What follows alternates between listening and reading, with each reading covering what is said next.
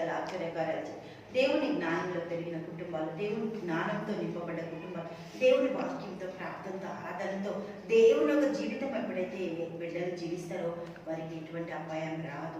తండ్రి తల్లులు ప్రార్థన పరులైతే బిడ్డలు కూడా అది ప్రార్థన జీవితము అబ్బాయి దేవునికి స్తోత్రం చూద్దాం.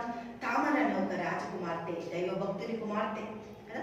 7 మార్లు దావీదు దేవుని ఆలయంకి వెళ్ళి ప్రార్థించేవాడు. మరి దేవుని యొక్క విశ్వాసం బిడ్డలో అబ్బాయి కదా, దేవునికి భయం కలుగుతుంది కదా.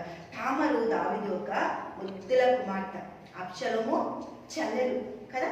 ఆమె రాజుగారి ఇంట్లో పెరిగింది. కొదవలేదు, కొరత లేదు, ఏమీ ఉండదు. అసలు ఏది కూడా తక్కువ అవ్వడానికి అక్కడ అంచనాలు లేవు. మనం చూద్దాం 2వ సమూయేలు 13వ అధ్యాయం 1వ వచనం నుంచి. తరువాత దావీదు కుమారుడు అబ్షలోమునకు తామరను ఒక సుందరవతి సహోదరి ఉండగా. ఎవరంటే ఈమె సుందరవతి, అద్భుతం. కానీ బైబిల్ ఏం చెప్తుంది? హల్లెలూయా. సుందరవతులు ఎవరు? బైబిల్ అందు నిలిచి ఉన్నవారు, వాక్యం అందు నిలిచి ఉన్నవారు. సుందరత్వము దైవికమైనదై ఉండాలి. హల్లెలూయా. సుందరత్వము దేవుని దగ్గర నుంచి పొందుకోవాలి. అందుకే సామెతలు 31వ అధ్యాయం 31వ వచనంలో అక్కడ ప్రసంగి ఏమంటున్నాడు? దేవునికి మహిమ కలుగును గాక. ఒక మాట చెప్తుండు మన కోసమని. ఏం మాట చెప్తుండు? హల్లెలూయా. 30వ వచనం 31వ వచనం చూద్దాం. అందము మోసకరము, సౌందర్యము వ్యర్థం. యెహోవా యందు భయభక్తులు కలిగిన స్త్రీ కొనియాడబడును. దేవునికి మహిమ కలుగును గాక. ఎవరంట వీళ్ళు? కొనియాడబడే స్త్రీ. ఎవరు? దేవుని యందు భయభక్తులు కలిగిన స్త్రీ. చేసిన పనిని బట్టి అటు దానికి ప్రతిఫలము తగును.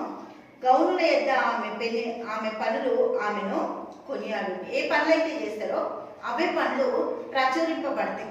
ఈమె సౌందర్యవతి, వ్యర్థమైన సౌందర్యం, పనికిరాని సౌందర్యం, ఇతరులని ఆకర్షించే సౌందర్యం, ఏమిటికి పనికిరాదు. అందుకే ఆకర్షణ ఇచ్చే ఏది కూడా క్రైస్తవ బిడ్డల జీవితాలలో ఉండడానికి వీలు లేదు. ఆకర్షితమైన జీవితము మనము మోసపోతున్నట్టు, మన జీవితాన్ని మనం చూసుకొని మోసపోతున్నట్టు. మన డ్రెస్సింగ్ కోడ్ కరెక్ట్గా ఉండాలి, మన ప్రవర్తన కోడ్ కరెక్ట్గా ఉండాలి, మాట తీరు, చూపు తీరు కరెక్ట్గా ఉండాలి. మన ప్రవర్తన అంతా ప్రభువుకి సన్నిహితంగా ఉండాలి. ఈ యొక్క కుమార్తె ఎవరంటే ఈమె తామరు సుందరవతి యొక్క సహోదరి ఉండగా దావీదు కుమారుడు అమ్నోను ఆమెను మోహించెను. మోహించొచ్చా? అది తప్పు కదా. ఎవరు ఆమె? హల్లెలూయా. దావీదు కుమార్తె అంటే ఆమెకి ఏమైపోతుంది? చెల్లెలైతుంది. ఆ చెల్లెలో ఒక జీవితము విషాదము.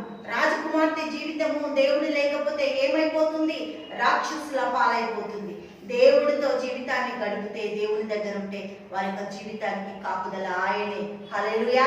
తండ్రి యేసానికి స్తోత్రాలు, ఆశ్చర్యకర నీకే స్తుతులు, స్తోత్రాలు చెల్లిస్తున్నాం తండ్రి. తమ యొక్క జీవితము ప్రభా ఎంత తండ్రి నాయన భయంకరమైన స్థితిలో దేవుని ఎరగకుండా తన సొంత నిర్ణయాలతో సొంత జీవితాన్ని జీవించిన తండ్రి, ఆమెలో నుంచి ప్రభా తండ్రి నాయన ఎటువంటి భయంకరమైన తండ్రి సిచ్యువేషన్ బయటకు వచ్చిన నీ బిడ్డలందరూ కూడా దేవుని ఎరగేటట్టు, దేవుడు మా దేవుడు గొప్ప దేవుడు, రక్షకుడని లోకానికి చాటి చెప్పే బిడ్డలను అలంకరించండి, దీవించండి, తీర్చిదిద్దండి తండ్రి.